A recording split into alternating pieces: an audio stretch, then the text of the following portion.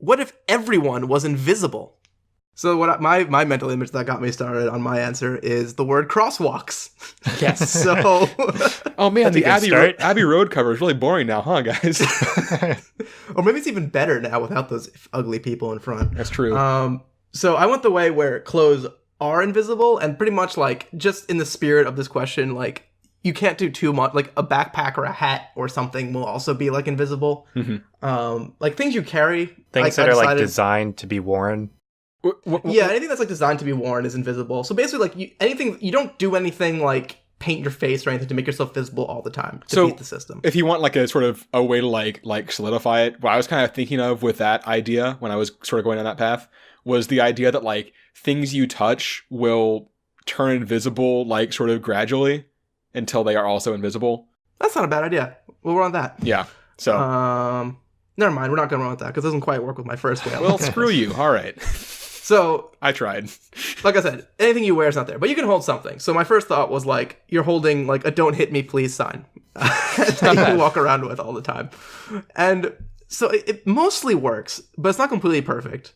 The problem I saw is you're driving in your car, right? Mm-hmm. And this will happen occasionally. There'll be a drop sign in the crosswalk. Now what do you do?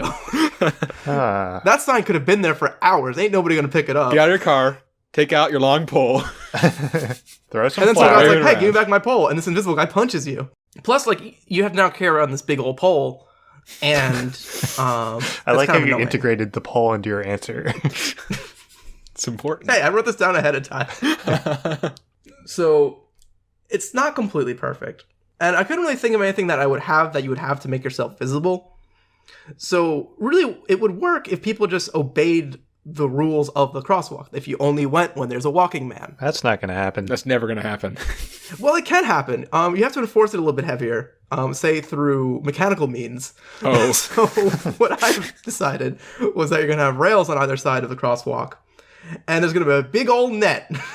And once that hand gets to 0, the big old net shoots across the whole crosswalk and brings everybody who's middling in the crosswalk to the other side. Oh, so they don't even get to walk. Yeah, so they get pushed. Well, no, you can walk normal. It's if you're too slow, you get pushed to the other side. And yeah, and then it'll like fine you too, because you shouldn't run down the system. Right. Nets aren't cheap. And so this really solves the problem just in the crosswalk. So yeah, people are still going to jaywalk. But, like, you jaywalk, you get hit by a car, and, you know, the typical driver's defense, I didn't see him, suddenly holds a lot more weight. Right. So, mechanically enforced crosswalks is the first thing I was thinking of. And that works pretty good to avoid cars. And then I realized cars aren't even going to be the biggest inconvenience to the pedestrian. It's going to be other people, because the rules of pedestrians are a bit trickier. Yeah. So we're going to looking at sidewalks. First thing I was like, well, why don't you just do lanes like roads? So if you're walking on the right side of the sidewalk, you're going one way. If you're walking on the left side, you're going the other way. There's a couple problems. One, nobody ever follows the fucking rules of the sidewalk. Right. Even under these circumstances. Two, people walk at different speeds. So I walk pretty fast compared to other people. I'm going to bump into a lot of old ladies. And if you want to like turn off of the sidewalk. Yeah, if you want to turn or stop or like go into a place or just come out of a place, you'll never know. Yeah.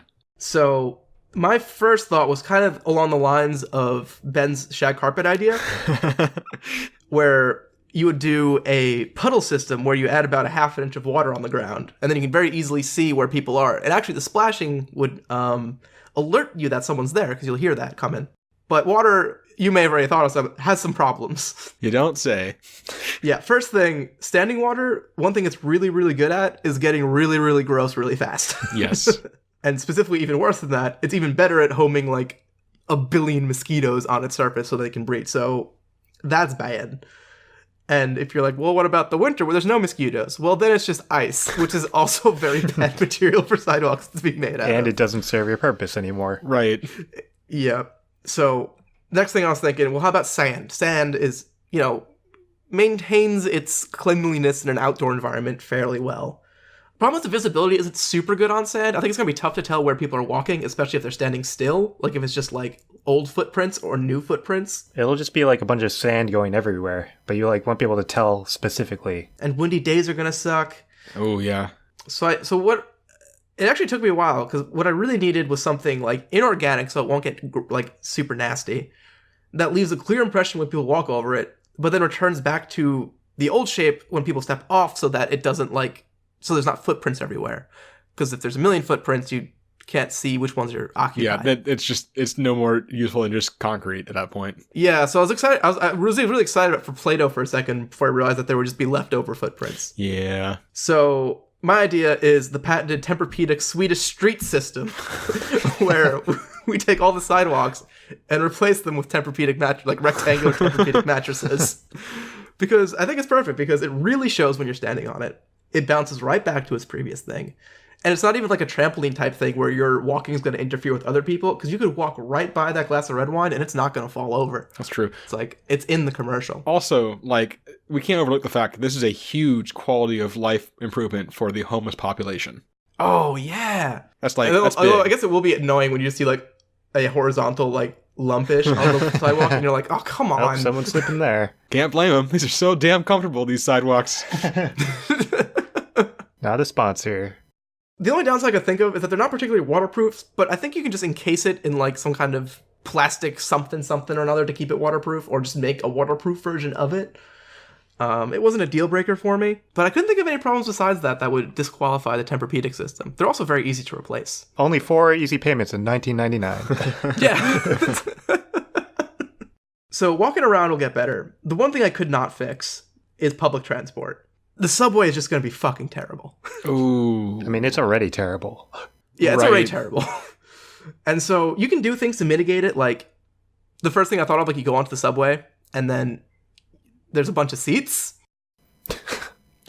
A lot of them occupied. You have no way of knowing which ones. So I was saying, you have some pressure-sensitive seats that light up when you stand on them. When you sit on them, sorry. So that would help that. So you at least know which seats are open. But then also, you're going to need the standing room. And there's no way to, identify which standing room is open, especially when it's, so crowded. Maybe you can only go on if one of those little loop things is available, and when you pull down on that, it lights up. Maybe, but who's going to follow that? I know, it's not going to fucking work. Why can't you just use the Tempur-Pedic again? Because it's going to be everything's going to be down. It's all going to be compressed. People's feet will be down, they're sitting, but, they could be right next to someone who's standing right by the seat. You can't tell if that's footprint seats or standing footprints.